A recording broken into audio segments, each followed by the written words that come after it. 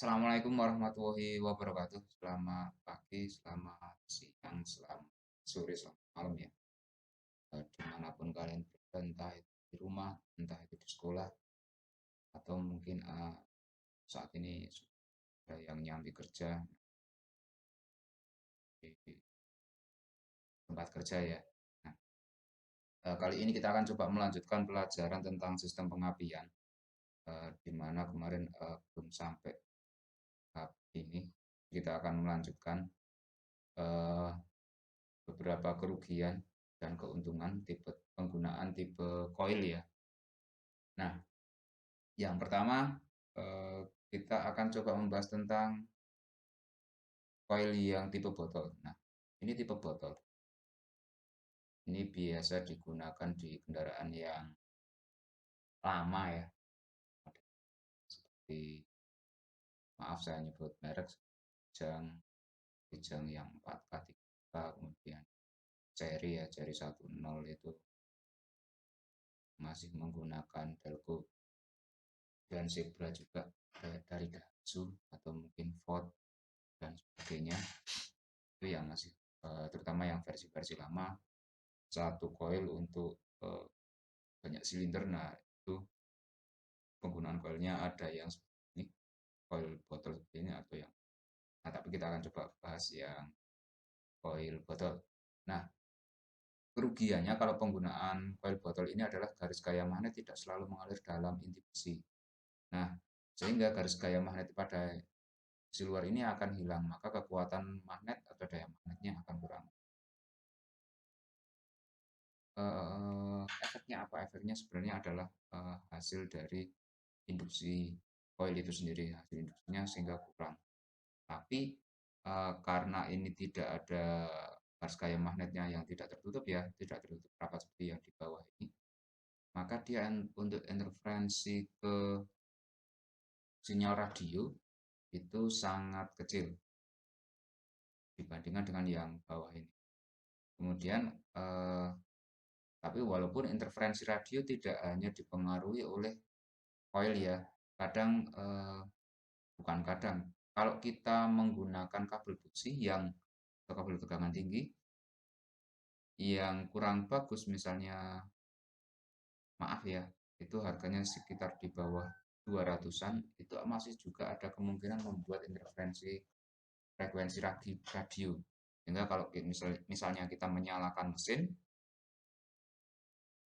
itu kalau kita juga bersamaan dengan saat menyalakan mesin kita juga menyalakan radio atau mungkin TV, itu akan ada semacam spretan ketika kita menaikkan putaran mesin, maka radio radio atau TV tadi juga akan terdengar suara deret, nah seperti itu.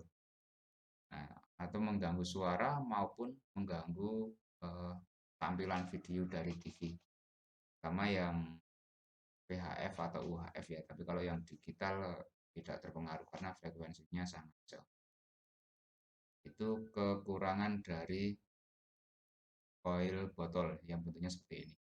Kemudian coil dengan inti tertutup. Nah, kita bisa lihat seperti ini. Ini ada kumparan primer, di sini ada kumparan sekunder. Kemudian inti coilnya kotak, hampir sama persis dengan trafo ya. Karena memang konsepnya sama dengan trafo. Jadi kalau kotak ini, nah ini ada kotak ya, inti besi kotak ini. Nah, nanti ketika ini dialiri arus listrik, maka induksi yang terjadi itu dia lebih sempurna, lebih baik. Makanya kalau misal kita memperhatikan ya antara koil motor dengan koil yang di mobil, kalau kita bandingkan itu yang koil yang di motor itu cenderung lebih kecil daripada yang koil botol yang di mobil. Kenapa? Alasannya ya ini. Jadi kalau induksinya, garis gaya magnet yang ada di dalam inti besi itu dia tersalurkan penuh, garis gaya magnetnya tidak ada yang keluar. Nah, beda dengan yang ini. Nah, ini garis gaya magnetnya dia keluar, ujung ujung inti besi dan ujung inti besi ini tidak bertemu. Kalau yang ini masing-masing ujung inti besi ini tidak ada yang keluar. dia saling bertemu antara ujung itu satu dengan.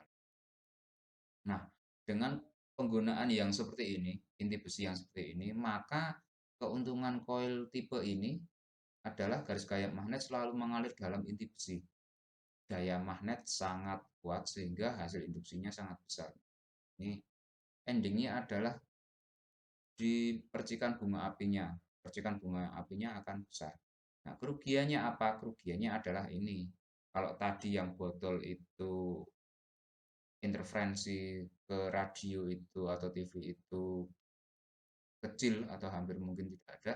Tapi kalau yang tipenya kotak seperti ini atau coil inti coil yang tertutup seperti ini, maka dia akan terjadi gangguan interferensi pada radio, radio TV ya, yang terpasang pada mobil atau mungkin tetangga juga, walaupun ada jarak 1, 2, 3 sampai 10 meter, itu kadang muncul interferensi frekuensi.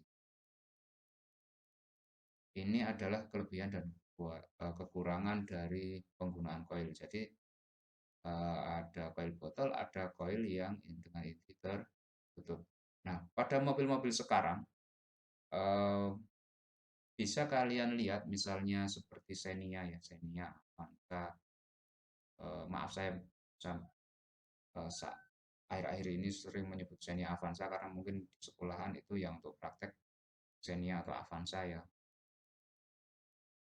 Kemudian kalau kita perhatikan koil-koil di mobil yang sekarang, contoh misalnya koil Xenia atau Livina saja, kita coba Livina. Bisa kita perhatikan di sana, kecil-kecil ya. Nah, di sini kecil-kecil koilnya. Misalnya kita coba Avanza misalnya. Nah, ini juga sama. Livina, Avanza, koilnya hampir sama bentuknya.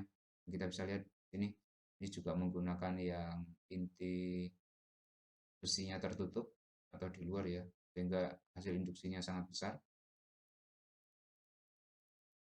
Itu hampir semuanya kalau koil-koil yang terpasang, yang kendaraan-kendaraan yang saat ini sudah beredar, itu koilnya menggunakan inti koil tertutup. Inti besi ya, inti besi yang tertutup. Nah, sehingga dapat disimpulkan bahwa penggunaan koil dengan inti tertutup itu lebih efektif daripada yang koil inti terbuka atau yang koil tipe botol seperti ini. Nah, tapi sekali lagi menyesuaikan ya, karena juga ada koil yang tipenya ini, tipenya koil dengan inti tertutup ini, bisa juga kalian temukan di kendaraan misalnya Zebra, Zebra yang agak baruan yang mungkin tahun-tahun 2000-an itu juga menggunakan yang koil tertutup seperti ini. Nah, kemudian kita akan coba membahas koil dengan tahanan balas. Nah, tapi mohon maaf yang di buku ini sepertinya ada kekeliruan ya mengenai rangkaian yang ada di sini. Terutama di sini. Di sini IG ini harusnya yang ke arah balas, harusnya IG. Kemudian yang B itu nanti yang baru dari B. Kalau di sini kan disebutkan plus baterai ini, plus baterai, plus baterai masuk IG. Nah, ini keliru. Harusnya ini masuknya B. Kemudian yang dari IG masuknya yang ke story. Kemudian nanti yang ST ada dioda baru ke plus ini plusnya coil. Nah, kita akan coba bahas secara prinsip seperti ini. Atau saya coba gambarkan sebentar. 1, 2, 3. Saya gambarkan sebentar. Sambil nunggu loading ya.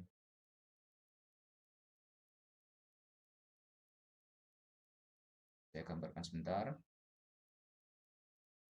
Jadi di sini sekali lagi ini kita koreksi. Ini yang dari terminal aki ini itu masuknya ke B. Nah, ini harusnya B, kemudian yang dari IG ini nih, yang ini harusnya ini IG.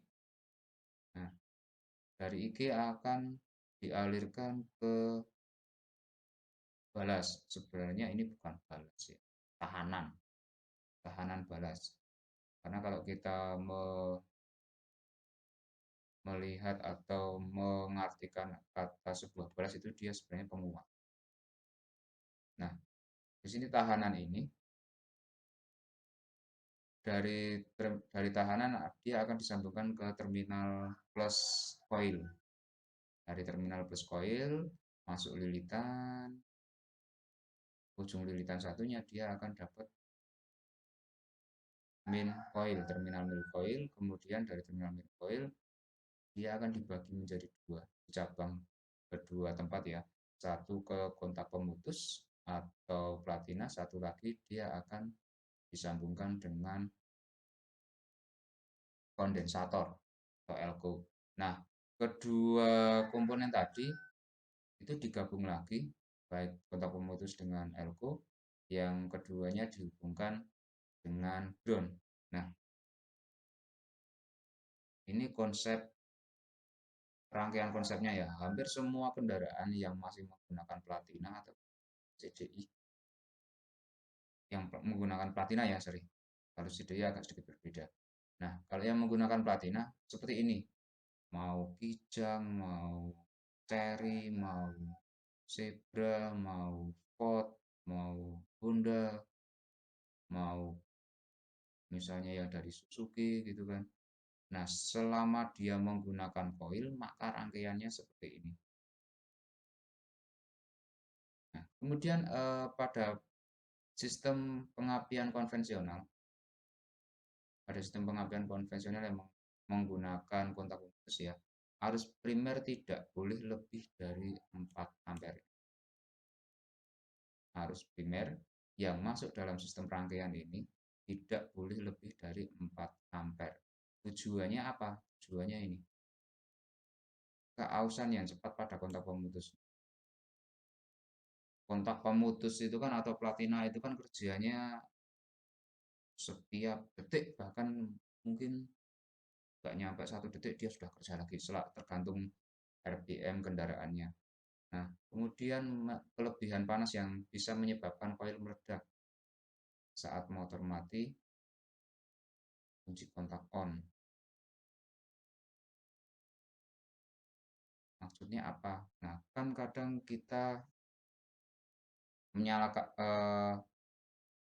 di kendaraan itu ya, kita memasukkan kunci kontak, tapi kita on kan, tapi kita tidak menyalakan mesin, kita cuma masukkan kunci kontak, kita putar ke on. Nah, kondisi seperti ini kalau lama-kelamaan, kalau terlalu lama, maka itu akan menjadikan koil itu dia akan selalu dialiri oleh arus listrik. Nah, ini kalau tidak bekerja mesinnya sebaiknya sangat untuk dihindari. Kenapa? Karena dengan adanya aliran arus listrik ini yang masuk ke koil, maka dia akan secara kontinu, akan secara terus-menerus semacam diberikan beban. Nah, lama-kelamaan apa? Koilnya ini atau ini itu akan menjadi panas. Nah, panasnya ini kalau terutama yang tipe botol ya, walaupun di dalamnya itu di sana ada semacam cairan entah itu poli atau apa gitu kan, cairan khusus untuk pendingin, itu akan beresiko untuk menjadi penyebab koil itu rusak, bisa meledak atau mungkin bisa bocor. Kalau panas kan cairan kalau dipanasi ya, cairan kalau dipanasi maka dia akan menguap. Nah, ini yang akan menjadi salah satu penyebab koil itu rusak. Mungkin satu saat kalian kalau kerja di bengkel, kalian dapat kendaraan, kok koilnya di sisi atas ya, terutama yang di koil botol itu yang di sisi atas koilnya itu akan semacam keluar retak-retak atau cairan seperti ini.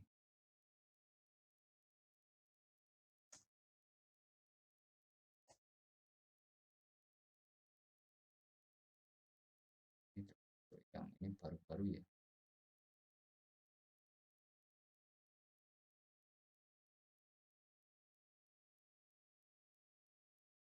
Nah, di daerah ini. Jadi kalau ini coil gitu. Nah, walaupun mereknya bagus ya, saya pernah lihat mereknya bagus itu. Nah, ini yang sisi ini, isolatornya yang berwarna coklat ini dia akan sedikit keluar sedikit. Nah, ternyata ketika sudah kondisinya seperti itu, kalau mau dipakai sudah nggak bisa lah. Mungkin di dalamnya ada lilitan yang rusak. Nah, balik ke, nah, jadi tujuannya ini ya, tujuannya untuk tidak lebih dari 4 ampere adalah kelebihan panas yang bisa menyebabkan koil meledak. Nah, dari persyaratan ini dapat dicari tahanan minimum dari sirkuit primer ya. Nah, maksimum kan 4 ampere harus yang melewati, maka Rmin ini atau tahan minimal adalah ini 3 ohm dari keseluruhan rangkaian ini. Nah, U ini apa? U ini adalah tegangan dari aki. Kemudian Imax-nya atau arus maksimalnya itu kan arus adalah 4 ampere. Maka minimumnya adalah tahanan, sorry ini tahanan ya. R itu resisten. Nah, itu yang akan digunakan adalah maksimal ya. Maksimal dari rangkaian adalah 3 ohm. Sehingga bisa dibuat perhitungan tegangan dari baterai dibagi dengan arus maksimal. Jadi secara keseluruhan tahanannya adalah 3 ohm. Nah, jadi tahanan sirkuit primer coil minimal tidak boleh lebih besar dari 3 ohm. Nah, maka coil harus dirangkai dengan tahanan balas. Nah, misalnya ya, ini kan ada balas, ada coil. Nah, kalau kita sambung tanpa balas, ibaratnya seperti ini sebenarnya kalau konsep sederhananya. Ini misal tidak, setelah diukur ini antara plus sama min ini kalian ukur ada 3 ohm atau tidak atau lebih. Kalau kurang dari 3 ohm maka harus ditambahkan balas. Kenapa? Tadi kalau tidak ada balasnya ini dikasih arus langsung maksimal di sini. Tegangan maksimal ya, tegangan maksimal di sini 12 volt gitu. Maka di sini akan cenderung cepat panas. Koil ini akan cepat panas. Tapi kalau dikasih resisten atau tahanan balas, maka dia akan berkurang karena 12 volt dikasih tahanan lagi. Nah, ketika 12 dikasih tahanan, pasti dia tegangan yang masuk ke sini itu dia di bawah 12. Mungkin 10,5, mungkin 11 atau 11,5. Jadi harus yang masuk ke sini itu tidak full 12 volt. Tujuannya apa? Sekali lagi tadi, agar coil tidak mudah panas penggunaan balasnya. Nah, terkait pengapian elektronis tahanan primer dapat kurang dari 3 ohm. Ini jika elektronis. Apa kalau elektronis itu sudah pasti selama tidak ada sinyal putaran dari mesin, maka coil itu tidak akan bekerja. Berbeda dengan yang tipenya masih pakai platina. Kalau masih pakai platina kan berisikonya adalah tadi ketika kunci kontak on, coil itu sudah langsung bergerak, sudah langsung bekerja. Sudah ada arus yang masuk ke dalam coil. Nah, tapi kalau yang elektronis tidak, ketika tidak ada putaran dari mesin, tidak ada putaran dari starter, maka coil itu ya adem-adem saja. Nah, kegunaan balas tahan balas. Satu, pembatas arus primer. Kemudian kompensasi panas. Otomatis kalau tadi ada yang sudah seperti yang saya jelaskan ya, ketika ditambahkan tahanan, itu besarnya tegangan yang masuk dari aki yang tadinya 12 volt yang ke coil, plus coil, Itu yang tadinya 12 volt, itu kalau dengan tahanan maka dia akan kurang dari 12. Sehingga kompensasi panasnya ada di sana. Misalnya tadi koil itu dikasih tegangan 12 volt kok. Panasnya misalnya 35 derajat. Nah, dengan adanya tahanan ini dia bisa kurang dari 35 derajat, mungkin 30, mungkin 33 atau 34 gitu ya. Nah, panasnya turun. Tapi sekali lagi tegangan yang masuk tadi juga akan berkurang. Nah, pada koil yang dialiri arus timbul panas yang sedikit dari daya listrik ya, akibat panas dari daya listrik. Kemudian dengan menempatkan tahanan balas di luar koil dapat memindahkan sebagian panas di luar koil. Koil di pasaran ada dua macam ya. Ada yang balasnya di dalam koil, internal balas, kemudian ada juga yang koil yang tahanannya ada di dalam. Ini contoh koil yang internal balas.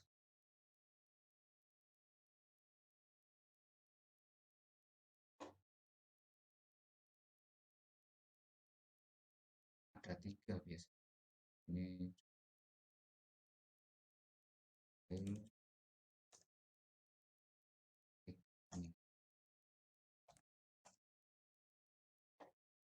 Nah, ini contoh.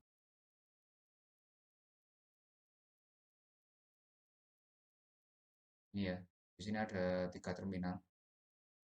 Tiga terminal ini menandakan satu dari ST, satu dari IG, satu yang ke platina atau platina atau kondensator.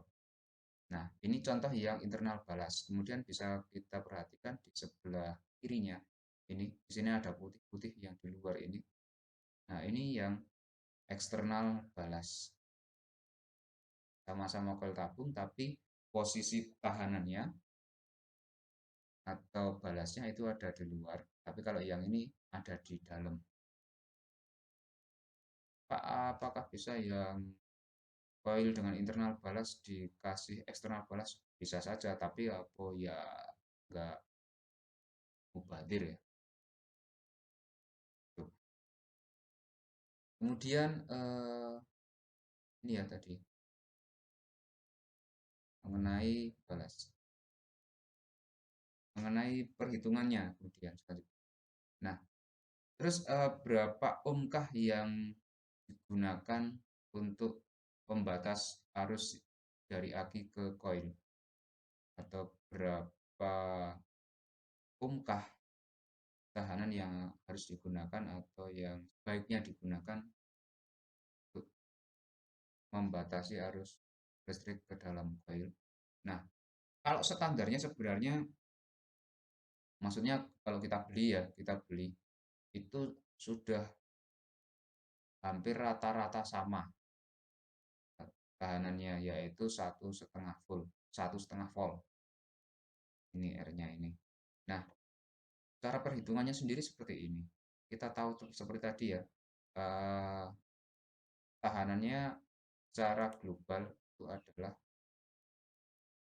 ini tegangan dibagi dengan arus. Nah, bisa kita lihat arus maksimalnya, tahanan maksimalnya adalah 3 volt, 3 ohm sorry. Tegangan dari aki itu adalah 12 volt. Arusnya adalah arus maksimalnya ya. Arus maksimal yang boleh masuk ke dalam sistem adalah 4 ampere.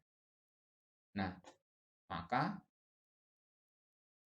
tahanan secara global ya untuk rangkaian ini, listrikan ini yang masuk coil ini maksimalnya adalah 3 ohm. Maksimalnya 3 ohm. Nah, dari perhitungan ini maka dapat disimpulkan jika kalian cek dulu tegangan yang ada, sorry kok tegangan. Cek dulu tahanan yang dari koil, terminal plus koil dan terminal min koil.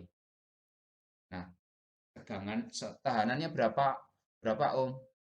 Hasilnya itu untuk mengurangi 3 ohm ini. Sehingga perhitungannya seperti apa? Nah, ini. Misalnya dapat tahanan koilnya adalah 2. Tahanan koilnya ada 2. Maka ya di sini tinggal dimasukkan R. Ini kan R1 kan R ini adalah tahanan global 3 ohm, sehingga kalau tahanan koilnya adalah misalnya 2 ohm, maka tinggal 3 ohm ini dikurangi dengan 2, maka R-nya adalah 1 ohm. R balasnya ya, tahanan balasnya adalah 1. Tapi kalau seperti yang dicontoh ini, yang untuk saya paparkan ini adalah dia tahanan di koilnya ini adalah 1,5 ohm. Untuk koilnya 1,5 ohm, sehingga kalau tahanannya adalah maksimal 3 ohm, maka 3 dikurangi 1,5. Hingga tahanan balas yang di sini adalah 1,5 ohm. Nah, tapi sekali lagi ketika kita misalnya ke toko, Pak beli balas koil gitu. Rata-rata tahanannya sudah sama, 1,5 ohm gitu. Itu paling isinya cuma kawat, lilitan kawat 7, mungkin 7, mungkin 8 lilitan ya. Nah, tapi bukan jumlah lilitannya yang penting, tapi ketika kalian cek pakai multitester, pakai ohmmeter ya, pakai tahanan itu, di situ tahanannya akan terbaca 1,5 ohm. Rata-rata di angka itu. Kemudian mengenai kuat arus yang mengalir pada koil. Kita tahu kuat arus yang mengalir pada koil itu maksimal adalah jaringannya ya, maksimal adalah 4 ampere. Nah, kalau tahanannya primer itu yang R2 ini ya, tahanan primer itu berarti koil itu adalah 1,5 ohm. Kemudian tahanan balasnya juga sama, 1,5 ohm. Maka daya panas pada koil itu dayanya rumusnya seperti ini. Daya panas koil atau P ya. P titik koil ini, daya panasnya adalah I kuadrat kali R kuadrat. Itu arus kuadrat, R-nya juga dikuadratkan. Nah, I kuadrat berapa? I-nya kan tadi diketahui 4. 4 ampere dikuadratkan. 4 kali 4, 16. Nah, 16 dikalikan dengan 1,5. Sehingga daya panas pada koil berapa? Ini, 24 watt. Begitu juga dengan daya panas tahanan pada balas. Karena tahanannya adalah, ini bukan R kuadrat ya tapi ya. Ini keliru sepertinya. Ini I pangkat 1 kali R. Berarti I kuadrat atau arus dikuadratkan dikalikan dengan resisten. Begitu juga panas pada tahanan. Daya panasnya adalah sama, arusnya dikuadratkan kali R-nya. Sehingga diperoleh perhitungan 4 kali 4 dikalikan 1,5 didapatkan 24 watt. Jadi rata-rata daya panas pada balas, tahanan balas itu adalah 24 watt. Begitu juga di koil besar 24 watt. Nah, ini yang perlu diperhatikan pada saat penggunaan balas. Nah, Pak, bagaimana jika kendaraan itu sudah terpasang tapi tidak ada balas, padahal di sana tidak ada koil yang untuk balasnya.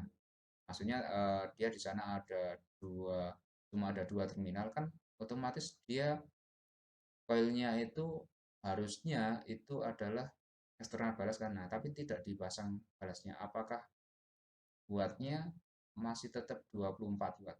Nah, dengan kondisi seperti itu, maka koil itu mau tidak mau sedang apa ya, bekerja sebesar ini 24 watt kali 2 ini 48 watt. Nah, dengan bekerja sebesar itu 48 watt itu kan berarti coil itu kan semacam dipaksa ya, paksa sehingga dia mudah. Sekali lagi kalau ada balasnya mending dipasang balasnya.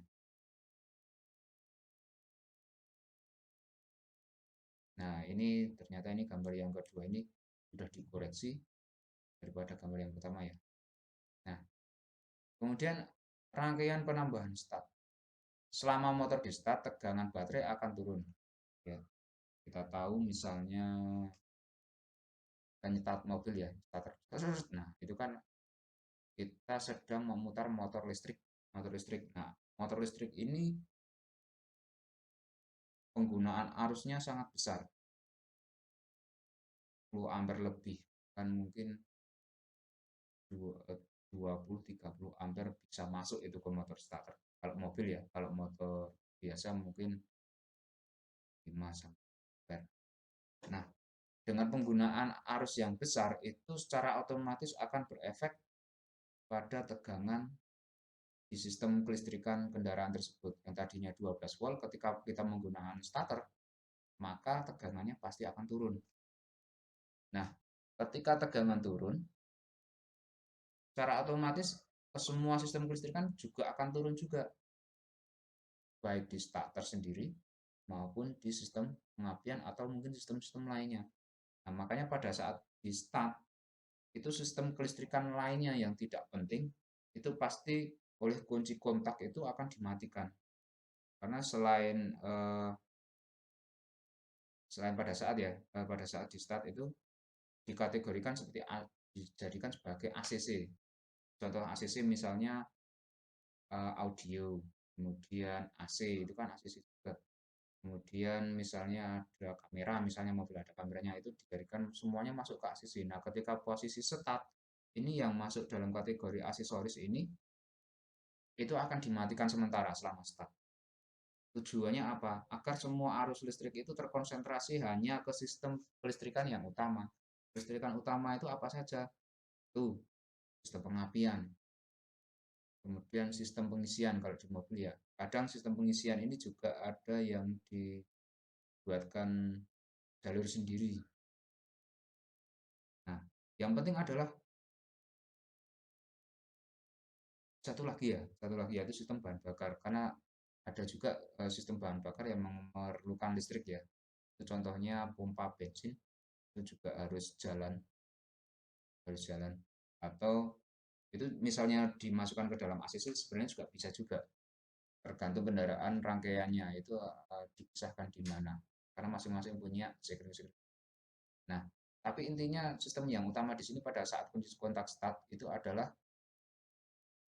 coil, sistem pengapian sama sistem starter sehingga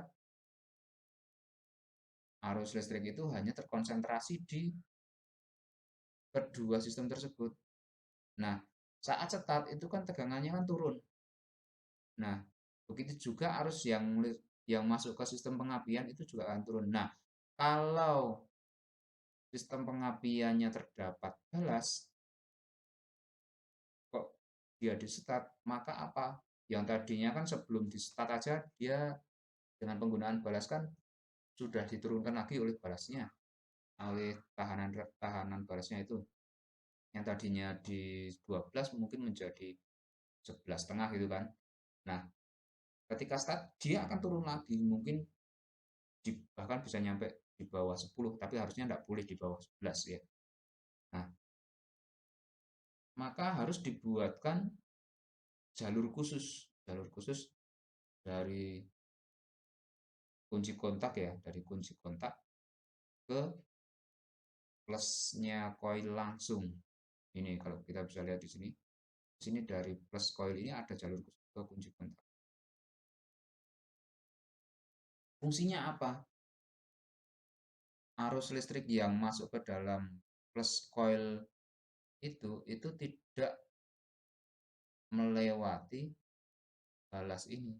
Jadi pada saat starter itu arus balas ini tidak digunakan sehingga arusnya dari B IG langsung ke plus coil, tidak melewati ini balas ini.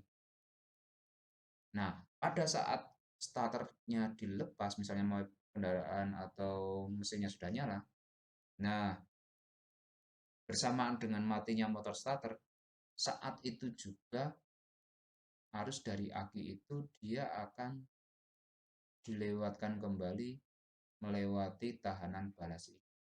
Sehingga kembali lagi normal. Saat mesin sudah nyala, dia dinormalkan lagi. Dari ini terminal plus aki, IG, sorry, B motor starter, kemudian IG, melewati balas lagi, baru masuk plus coil. Nah, tujuannya apa tadi bypass ini?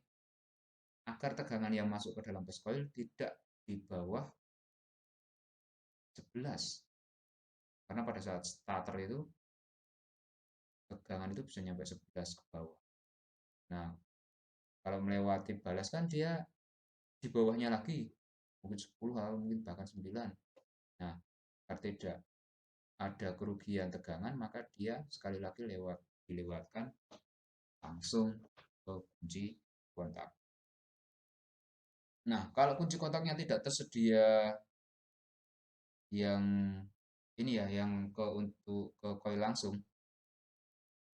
yang untuk tipe coil yang menggunakan balas, maka bisa diakali dengan dari terminal ST ya, dari terminal ST ke balas itu, tapi harus dipasangi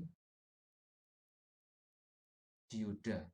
Kalau tidak dipasangi dioda, maka pada saat kunci kembali ke posisi IG, maka ada arus balik dari ini, dari plusnya coil, sehingga nanti beresiko untuk memutarkan motor.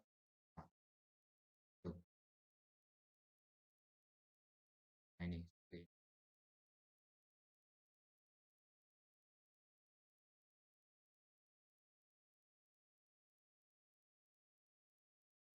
ya, rangkaiannya seperti ini, bisa kita lihat ST masuk motor starter, ada yang dari bendingnya itu atau dari switch magnetnya itu ada jalur yang ke plus coil. Nah, tapi hati-hati juga misalnya tidak ada jalur khusus yang ke plus coil, maka ditambahkan tadi adalah dioda. Nah, ini dari plus baterai masuk ke B, kemudian yang biru ini IG, kemudian yang atas ini adalah ST. Ini rangkaiannya. Masuk coil, sini yang hijau ini ke kontak pemutus dan kondensator atau jagung. Bisa kita lihat di sini yang warna pink ini yang warna pink ini adalah saat start. Nah, di sini harusnya pada saat start itu langsung pink ini. Kemudian yang biru ini enggak nyala sama sekali, enggak ada arusnya, karena sudah di jumper langsung. Kemudian yang biru ini yang waktu motor hidup, ya.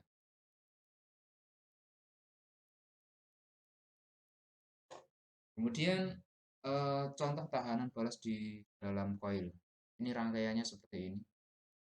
Ada B, ada plus. Nah, B ini ke B kunci kontak ya. Ini B kunci kontak.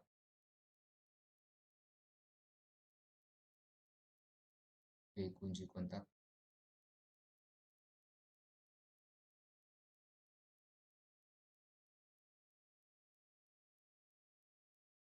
Sorry, bukan B kunci kontak ya. Ini dapatnya IG. Karena ini kan rangkaiannya ya. Terusnya. Terus pada saat mesin jalan. Ini ke IG kunci kontak. Kemudian yang ini adalah yang ke kunci kontak juga atau ini yang ke switch magnet. Sekali lagi, di sini ada B, ini ibaratnya adalah balasnya. Ini ke terminal IG kunci kontak, kemudian yang ini ke terminal starternya yang terhubung dengan starter yang ini.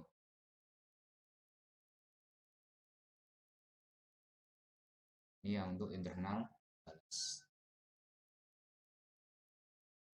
Kemudian di sini ada rangkaian juga penambahan relay.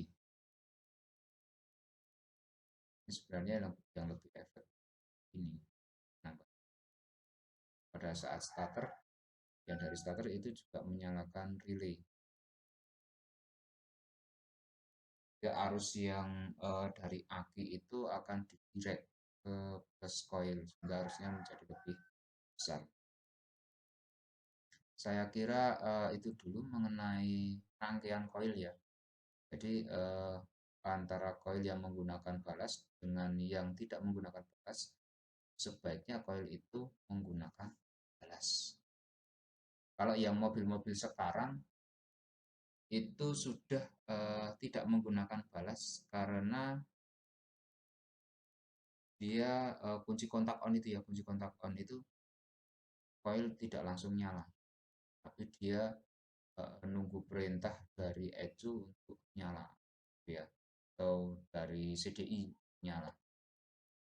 Saya kira itu dulu untuk materi kali ini. Kalau ada pertanyaan, silahkan untuk menuliskan pada kolom komentar di kolom komentar Google Classroom, atau mungkin eh, karena ini bisa dibuka di YouTube, kalian mau bertanya lewat komentar kolom YouTube juga boleh, silahkan. Nanti kita belajar bareng-bareng. Kemudian bagi yang hadir atau yang membaca silahkan untuk menuliskan nama lengkap pada kolom komentar Google Classroom dengan menyebutkan nama lengkap, koma, hadir. Saya kira itu dulu dari saya. Jangan lupa untuk tetap menjaga protokol kesehatan karena kita belum selesai dengan protokol kesehatan. Corona masih wirawiri. Nah, jadi ada corona atau tidak, intinya kita selalu menjaga kesehatan masing-masing karena lebih baik sehat daripada sakit. Kalau sakit kita nggak bisa apa-apa, tapi kalau sakit kita mungkin bisa belajar, yang bekerja, dan orang tua, bisa ngaji. Banyak hal yang bisa kita lakukan dengan kondisi yang sehat. Itu dulu dari saya. Eh, Silahkan sekali lagi kalau ada pertanyaan untuk bertanya, jangan sungkan. Koridornya adalah rangkaian sistem kelistrikan. Cukup sekian dari saya. Assalamualaikum warahmatullahi wabarakatuh.